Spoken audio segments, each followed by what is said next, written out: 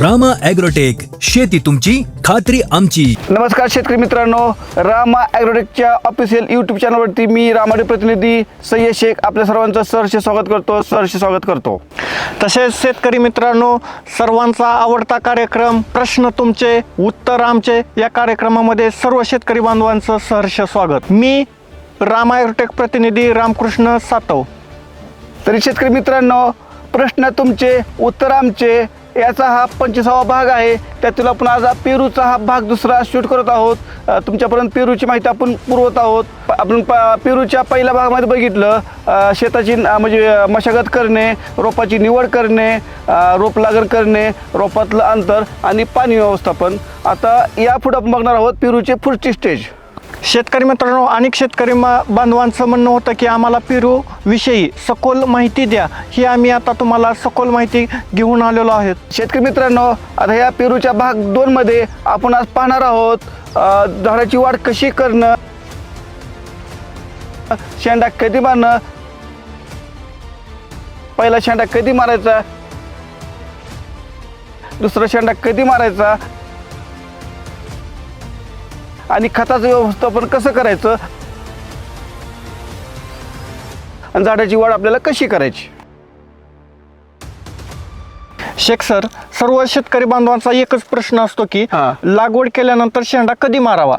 सातव साहेब, ज्यावेळेस लागवड करतो आपण सगळ्यात महत्वाचा ह्यातला पेरूचा महत्वाचा पॉईंट म्हणजे शेंडा मारणे.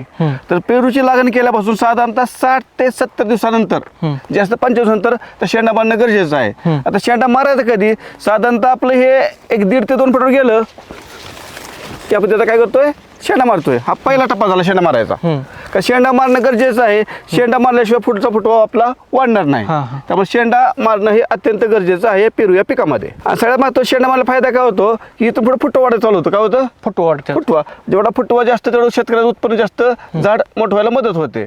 शेख सर, तुम्ही आज सांगितलं की शेंडा मारला, पण ह्याचं फायदे काय आहेत? काय होतं साहेब, शेंडा मारला त्यातून साधारण 3 ते 4 फांद्या फुटतात.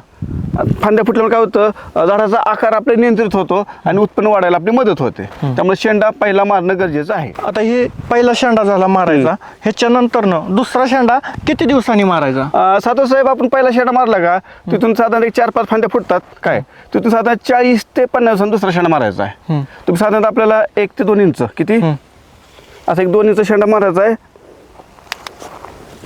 एक साधारणतः 1-2 इंचा पुढचं टोक काढायचं. यानं फायदा काय होतो, इथून अजून झाडाच्या फांद्या फुटतात आणि झाड आपलं काय होतं, ह्या पद्धतीने झाड आपलं तयार होतं. काय होतंय, पहिला शेंडा मारला तिथून पुढे 40 ते 25 दुसरा शेंडा मारणं गरजेचं आहे. साधारण 4-5 फांद्या फुटतात. त्या 4-5 फांद्या शेंडा मारला की असं झाड आपलं काय होतंय, झाड तयार होते. त्यामुळे पहिला शेंडा 60 ते 75, त्यानंतर दुसरा शेंडा, त्यानंतर 40 ते 50 मारणं गरजेचं आहे. तर शेतकरी मित्रांनो, शेंडा मारला दुसरा शेंडा फायदा काय होतो, झाड आपलं असं या पद्धतीने तयार होतं आणि अधिक सेटिंग होण्यासाठी झाड आपलं तयार होतं. त्यामुळे जास्त काय होतं, जेवढा फुटवा जास्त तेवढा आपल्याला माल जास्त, तेवढा आपलं सेटिंग जास्त.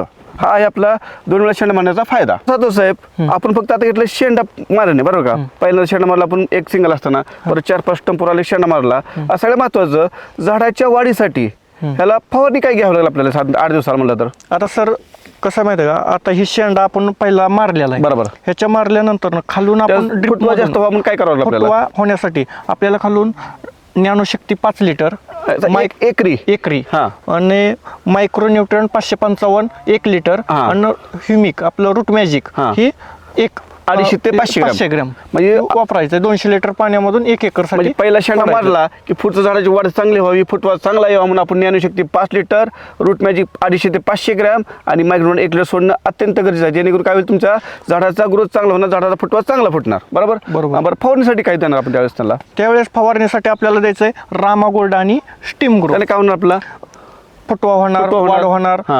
आणि आपलं काय होतं, आपलं आता कवळेपणा मावा थ्रिप्स होतं सुरुवातीला, त्यासाठी काय द्यावं लागेल, त्यासाठी आपल्याला गटमुट निम वापरायचं आहे. गटमुट निम आणि बायो 100 स्टिकर. हे साधारण किती दिवसात घ्यावं लागतं आपल्याला, हे स्टिकर 8 दिवसाला कंटिन्यू स्प्रे घ्यायचं. जसं वातावरण असेल तसं, आपल्याला आता थंडीचा दिवस आहे, त्या थंडीच्या दिवसामध्ये असं होतं की जास्त मव्याचं प्रमाण राहतं. म्हणजे वातावरण बदललं की रोगाचं प्रमाण बदलतं. हां. आता बघितलं तर थंडीचा महिना चालू आहे. या थंडी दिवसामध्ये आपल्या शक्यतो कवळ्या पाण्यात मावा थ्रिप्स 100% येतो. त्यामुळे घेणं गरजेचं गरजेचं आहे. आपण एक इलेक्ट्रॉनिकची फवारणी स्टीम ग्रो रामागोल्ड बाय 100 हां. आणि दुसरी बघितलं आपण कीटकनाशक फवारणी. आता यात महत्त्वाचं काय होतं, मिलीबग हा रोग येतो. मिलीबग ह्याला दुसरा मिलीबग येतो.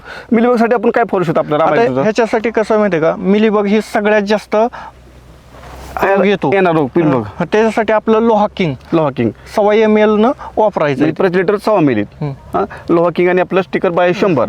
म्हणजे साधारणतः मग शेतकरी मित्रांनो, आपल्या खालून जर फुटवा काढायचा असेल, पहिला चेंडा मारला की ज्ञानशक्ती रूट मॅजिक मायक्रो न्यूट्रिएंट 555 देणं गरजेचं आहे. आणि त्यानंतर वरून फवारणीसाठी कीटकनाशकामध्ये आपलं इतर लोहा किंग आणि गटमुट नीम आणि पिकाच्या वाढीसाठी, पानाच्या रुंदीसाठी, पानाच्या काळुकीसाठी स्टीम ग्रो आणि रामागोल्ड वापरणे बरोबर आहे. आणि सगळ्या फवारणी करताना आपलं त्यात बायो 100 हे वापरणं अत्यंत गरजेचं आहे. पहिला डोस सोडला आपण ज्ञानशक्ती बायो समृद्धी, त्यानंतर दुसरा काय डोस द्यावा 5 दिवसांना 15 दिवसांनंतर आपल्याला बायो समृद्धी प्युरोपेशल प्युरिफिशियल. त्याचा काय फायदा होतो आपल्याला? त्याचा फायदा आहे की जे झाड आपलं काळोखी ग्रोथ मध्ये चालतंय, म्हणजे पूर्ण एक समान वाढ होणार, होणार, हा. फुटवं चांगलं होणार, काळोखी येणार, पानाची रुंदी होणार. जी जमिनीमध्ये आपण जैविक खतं ही वापरलेली आहेत ती अपटेक करण्यासाठी चांगला फायदा सगळ्यात होतो महत्त्वाचं म्हणजे झाडाचा ग्रोथ आपला चांगला होणार. हा. त्यासाठी वापरायचं आपल्याला रामा ॲग्रोचं बायोस्पेशल बायोसमृद्धी पेरिपेशल, जे झाडाचा सर्वांगीण विकास करण्यासाठी मदत करतो.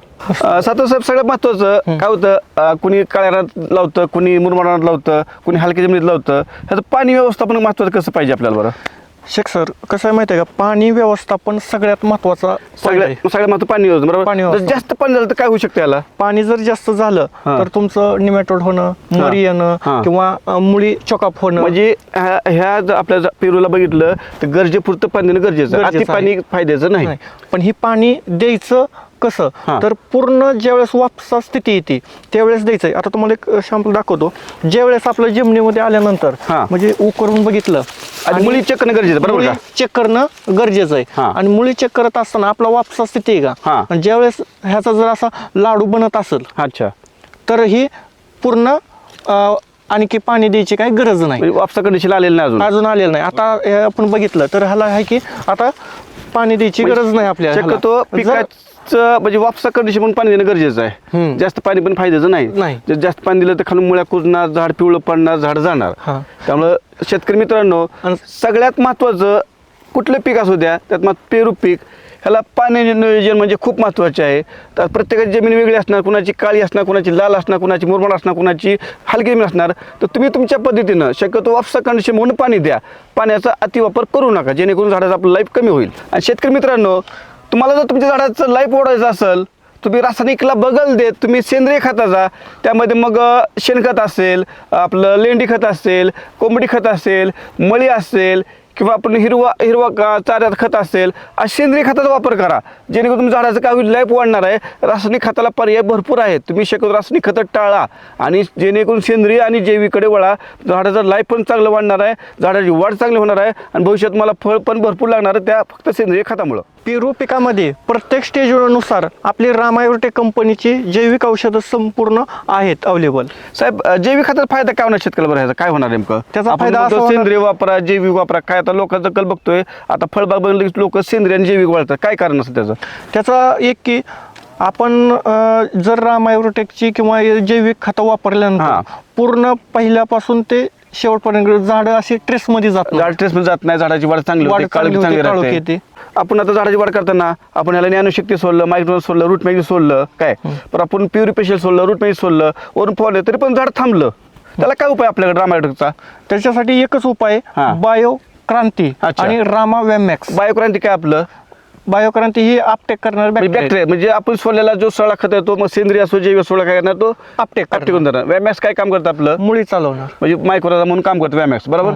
म्हणजे झाडाची वाढलेला ग्रोथ तो काय करतो, उचलायचं काम करतो. शेतकरी मित्रांनो, बघितलं तुम्हाला शक्यतो आता सांगितलं ह्याच्या गोष्टीमध्ये बाहेरून काही खत आणायची गरज नाही.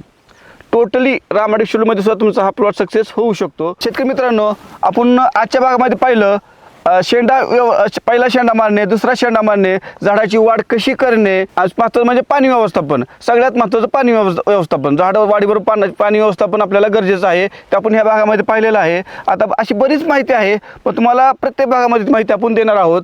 पुढच्या भागामध्ये आपल्याला वेगळी माहिती असणार आहे. तुम्ही ही माहिती ऐकली काय, तुम्ही माहिती पूर्ण ऐका. तुमच्या काही शंका असतील तर खाली कमेंटमध्ये तुम्ही कमेंट टाका. तुमच्या काही प्रश्न असतील कमेंटमध्ये प्रश्न विचारा. तसेच आपला हा चॅनल बघता तुम्ही चॅनलला लाईक करा, सबस्क्राईब करा आणि शेअर करा. तर शेतकरी मित्रांनो, येत्या रविवारी पाहायला विसरू नका. प्रश्न तुमचे उत्तर आमचे, प्रश्न तुमचे उत्तर आमचे, प्रश्न तुमचे उत्तर आमचे. धन्यवाद.